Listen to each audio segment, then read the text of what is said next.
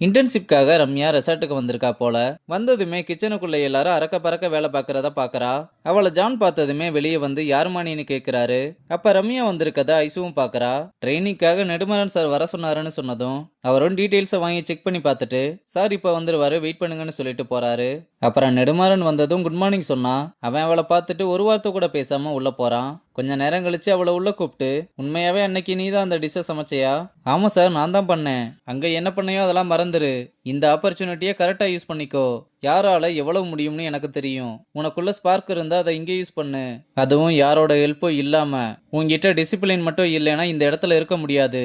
அது எப்பவுமே ஞாபகம் இருக்கட்டும். மற்ற டீடைல்ஸ் எல்லாம் உனக்கு ஜான் எக்ஸ்பிளைன் பண்ணுவாருன்னு ஆல் தி பெஸ்ட் சொல்லி அனுப்புறாரு. இங்க வெற்றியும் புதுசா ஒரு டிஷ் ரெடி பண்ணிக்கிட்டு இருக்க. அத பாண்டி வந்து பார்த்து என்னடா பாலை இந்த கிண்டு கிண்டிக்கிட்டு இருக்கேன்னு கேட்டா, யோ இது சாதாரண பால் கிடையாது, பருத்தி பால். இதுல அவ்வளவு ஸ்ட்ரென்த் இருக்கு, குடிச்சு பார்த்தா தான் தெரியும்னு சொன்னதும் அப்படின்னா எனக்கு ஒரு செம்பிள ஊத்தி கொடு. சொம்பலாம் ரொம்ப காஸ்ட்லி, கப்பலை வேணா ஊத்தி தரேன். என்னடா நண்பங்கிட்டயே ரேட்டு பேசுற? நண்பா நட்பும் தொழிலும் வேறன்னு முடியாதுன்னு சொல்றான். அப்ப ரம்யா யூனிஃபார்மோட அங்க வந்ததும் இந்த ட்ரெஸ்ல உன்னை பாக்குறதுக்கு எவ்வளவு சந்தோஷமா இருக்கு தெரியுமா? எனக்கு எவ்வளவு கடுப்பா இருக்கு தெரியுமா? காத்தே உள்ள போக மாட்டுது. அவன் நான் இந்த ட்ரெஸ்ஸை போறதுக்கு எவ்வளவு அக்கப்போர் பண்ணானுங்கன்னு தெரியுமா? உனக்கு அவ்வளவு ஈஸியா போயிடுச்சுன்னு சொன்னா எத்தனை தடவை சொல்றது? காத்து உள்ள போகாம கஷ்டமா இருக்கு. சரி இன்னும் எவ்வளவு நாள் இங்க இருப்ப?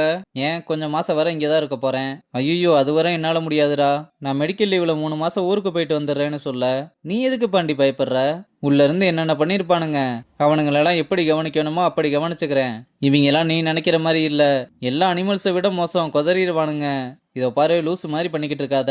நல்ல வாய்ப்பு கிடைச்சிருக்கு, யூஸ் பண்ணிக்கோன்னு ஆல் தி பெஸ்ட் சொல்றான். அப்புறம் கொஞ்ச நேரம் கழிச்சு கெஸ்ட் எல்லாம் வந்து மெனு கார்டுல என்னென்ன ஐட்டம் இருக்குன்னு பாத்துக்கிட்டு இருக்கும்போது நம்ம கிட்ட மெனுல இல்லாத ஸ்பெஷல் ஐட்டம் ஒண்ணு இருக்குன்னு பருத்திப்பாலை பத்தி சொல்ல, இந்த ரிசல்ட்ல இதெல்லாம் கிடைக்குமான்னு ஃபர்ஸ்ட் ஒன்னு வாங்கி ட்ரை பண்ணி பார்த்துட்டு நல்லா இருக்குன்னு எல்லாருமே ஆர்டர் பண்ணி குடிக்கிறாங்க. அப்ப பாண்டியும் வந்து என்னடா இவ்வளவு கூட்டம் இருக்குன்னு கேட்டா, நம்ம பருத்திப்பாலு செம்ம ஹிட்டு, அதுக்காக வந்த கூட்டம் தான் இதுன்னு சொன்னதும் உனக்கு ஒண்ணு தெரியுமா, நான் ஆர்டர் எடுத்துட்டு வந்ததும் பருத்திப்பாலுக்கு தாண்டான்னு. அதுக்குள்ள ரெசார்ட் ஃபுல்லா பரவிருச்சு. இங்க இருக்க யாரோ தான் இன்ஃபர்மேஷனை பாஸ் பண்ணிருக்காங்கன்னு சொன்னதும் வெற்றி ரொம்பவே சந்தோஷப்படுறான். இங்க கிச்சன்ல வேணியும் விக்கியும் கப்பல் சண்டை போட்டுக்கிட்டு இருக்க. இதை பார்த்து ஐசோ அவங்கள கூப்பிட்டு 2 பேரும் பேசாம கொஞ்சம் வேலையை பாருங்கன்னு சொல்ல, டேய் மிஸ் கோவப்படுறாங்க, இதுக்கு மேல பேச வேணாம் இல்லைன்னா மிஸ் கரண்டியால் அடிப்பாங்கன்னு வாயில விரல வச்சு சாரி மிஸ்ன்னு கலாய்க்கிறாங்க. அப்ப ஸ்ரீநிதி அங்க வந்து எல்லாருமே சந்தோஷமா பேசிக்கிட்டு இருக்கத பாக்குறா. விக்கியும் வந்து அவளை நல்லா விசாரிக்க அதுக்கு பதிலே பேசாம ஆர்டர் செஃப்னு கொடுக்கறா. என்ன செஃப்னு சொல்ற? ஏன் ஸ்ரீநிதி இப்படி எல்லாம் பேசுறேன்னு கேட்டா, வேற எப்படி உங்ககிட்ட பேசணும்? எனக்கு இங்க நிக்கிறதுக்கே ஒரு மாதிரி இருக்கு.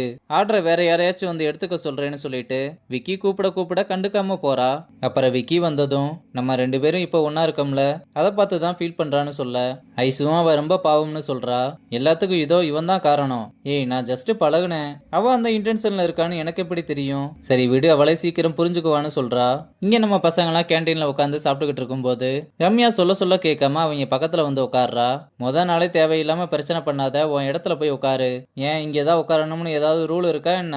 ஆமா இங்க அதான் ரூலு. அப்படின்னா நீ எக்ஸிகியூட்டிவ் செஃப் ஆனதும் இந்த ரூல்ஸ் எல்லாம் மாத்திருன்னு வெற்றி கிட்ட சொன்னதும் நீ இப்படியே ரெசார்ட் முழுக்க சொல்லிக்கிட்டு இருந்தா அவன் கண்டிப்பா நம்ம அக்கா கடையில எக்ஸிகியூட்டிவ் செஃப் ஆயிருவான்னு கலாய்க்கிறாங்க. அப்ப விக்கி வந்து ரம்யா கிட்ட, என்ன இங்க உட்காந்துருக்க?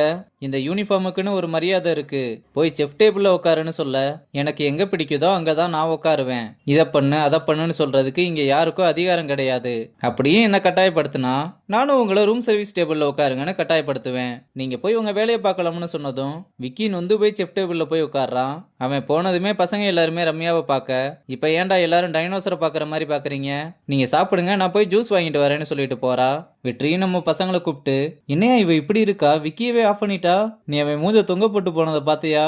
ஆமாண்டா பாவம் தொங்கிருச்சுன்னு பசங்களா ரொம்ப சந்தோஷப்படுறாங்க. அப்புறம் ஐசும் ரம்யா கிட்ட வந்து, உனக்கு எப்படி இந்த இன்டர்ன்ஷிப் கிடைச்சது? அப்படி என்ன டிசப் பண்ணி இம்ப்ரெஸ் பண்ணேன்னு கேட்டா, வெற்றி கிட்ட நீ நடந்துகிட்டது ரொம்ப தப்பு, அவன் எவ்வளவு ஃபீல் பண்ணிருப்பான்னு கொஞ்சமாவது யோசிச்சு பார்த்தியா? ரம்யா உனக்கு என்ன நடந்ததுன்னே தெரியாது, என்ன வேணும்னாலும் நடந்திருக்கட்டும், அதுக்காக ஒருத்தர் அடிப்பீங்களா? உனக்கு சொன்னாலும் புரியாது, நீ சின்ன பொண்ணு. யாரு சின்ன பொண்ணு? நீங்க நடந்துகிட்ட விதம் தான் சின்ன பிள்ளைத்தனமா இருந்தது. வெற்றியை பத்தி உங்களுக்கு என்ன தெரியும்? உங்க கூட எல்லாம் ஃப்ரெண்ட்ஷிப் வச்சுக்கிட்டான்ல அவனை சொல்லணும்னு நல்லா பிடிச்சு 4 வாங்கிட்டு போறா. இங்க ரியாவும் பேண்ட்ரிக்கு வந்து இன்னைக்கு சேல்ஸ் எல்லாம் எப்படி போச்சுன்னு கேட்க, வெற்றியும் ரொம்ப நல்லா போச்சுன்னு சொல்றான். அப்ப பருத்திப்பாலை பார்த்ததும் இது என்ன புதுசா இருக்குன்னு கேக்குறா. அவனும் இதான் பருத்திப்பால், உடம்புக்கு ரொம்ப நல்லதுன்னு, குடிச்சு பாருங்க ரொம்ப நல்லா இருக்கும்னு ஊத்தி கொடுக்க, இது நம்மளோட மெனுல இருக்கா? இல்ல மேடம் இது ஸ்பெஷலா பண்ணது. யாரை கேட்டு இதெல்லாம் சேல் பண்ணிக்கிட்டு இருக்க? இல்ல மேடம் இன்னைக்கு இதான் நல்லா சேல்ஸ் ஆச்சுன்னு சொன்னாலும் நீ நினைச்சதெல்லாம் பண்றதுக்கு இது ஒன்றும் உன்னோட சீக்ரெட் கிச்சன் கிடையாது. இதுக்காக தான் அப்பா கிட்ட உன்னை வேணாம்னு சொன்னேன். ஆனா அவரு தான் கேட்கல. இனிமேல் நீ என்ன கேட்காம எதுவுமே பண்ணக்கூடாது. மெனுல இருக்கிறத மட்டும் பண்ணா போதும். தேவையில்லாம அதிக பிரசங்கித்தனமா பண்ண வேணாம்னு சொல்லிட்டு போறா. இதனால நம்ம வெற்றியும் ஃபீல் பண்ணிக்கிட்டு இருக்க. அட விடுங்க ஜி, அவங்க மட்டும் குடிச்சு பார்த்திருந்தா வாவ் சூப்பர் வெற்றி ஃபென்டாஸ்டிக்னு சொல்லியிருப்பாங்க. இப்ப வேற ஏதோ பிரச்சனையில இருப்பாங்க போல, விடுங்க. அம்மா ஏதோ சீக்ரெட் கிச்சன்லாம் சொன்னாங்க, என்னன்னு கேட்டா வெற்றி எதுவுமே சொல்லாம ஒரு பார்வை பார்க்க புரியுது ஏதோ பெரிய சம்பவமா பண்ணிருக்கீங்க போல. சரி பரவாயில்ல இருக்கட்டும்னு சொல்லிட்டு போறான். அங்க கட் பண்ணா அக்கா ரம்யா கிட்ட என்னடி முதல் நாள் எப்படி போச்சுன்னு கேட்க நிம்மதியா இருந்துச்சுன்னு சொல்றா. கிச்சன்ல போட்டு உன்னை தாளிச்சிருப்பாங்கன்னு நினைச்சேன், நிம்மதியா இருந்தேன்னு சொல்ற. அது ஒண்ணும் இல்ல, இன்னைக்கு போட வேண்டியவங்கள ஒரு போடு போட்டாச்சு.